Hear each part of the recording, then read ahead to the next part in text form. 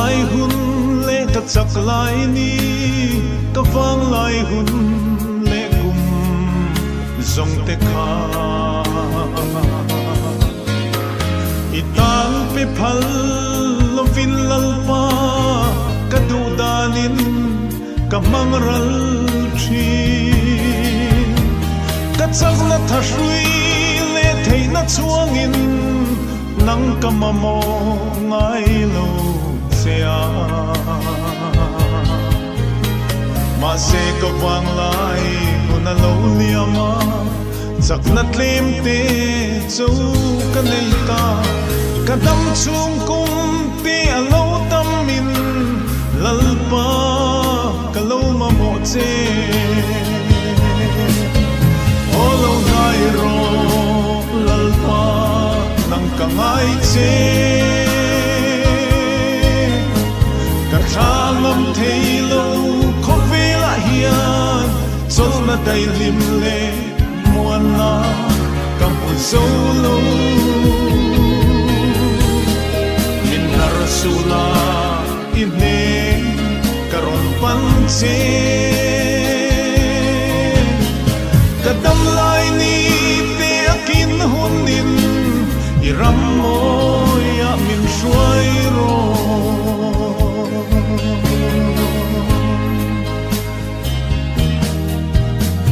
ram ro pui le thil ti thei te po an ral le thin kho ve la hian mi ro pui le mi ming thang te kha dai rial changin an tham ral thi ka khwal zin kum le ka dam chen tur eng tiang ne ni don ka shethiam silo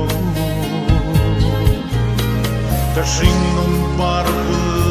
alo chuayanga ka top na ni alo thlen nin ka kianga om ring ro lali su nang zo ka mamo che olo nai ro lalpa nang ka ngai che ka thalam thei lo kho ve la hian chol na dai lim le muan na ka pu zo lo min har sula ine karon pan che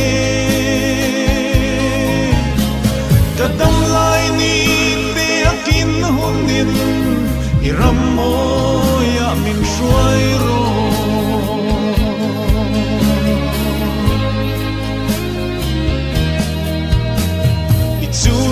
zua le chian tu ten sira nolin nutiam nan son chemo i mangai ber i in na na chuan puanang nolin a phat san chemo rai ra vangai chi lai leng te mu sit le diriam ituar trinem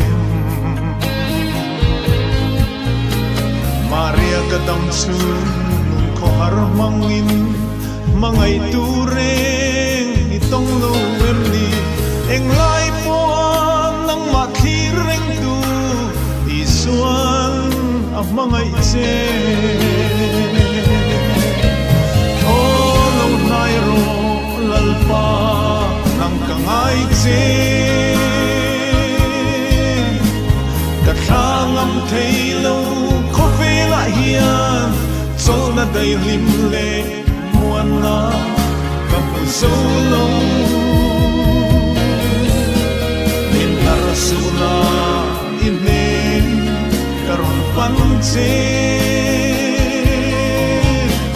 ka dam lai ni te akin hunin iram mo ya min shuai ro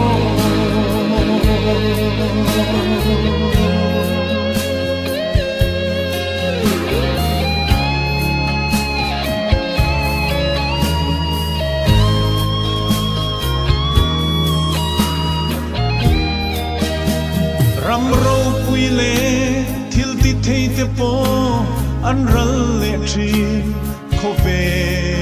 la hian mi ro pui le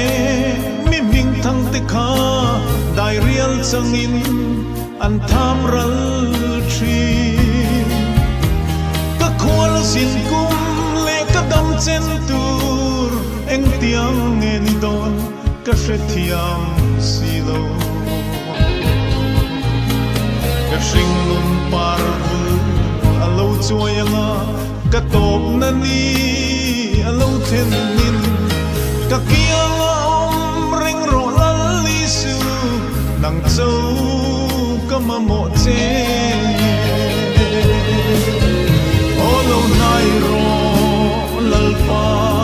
lam ka ngai che ka thangam thei lo kho ve la hian chol na dai lim le muan na ka mu zo lo min nar su la i ne ka ron pan che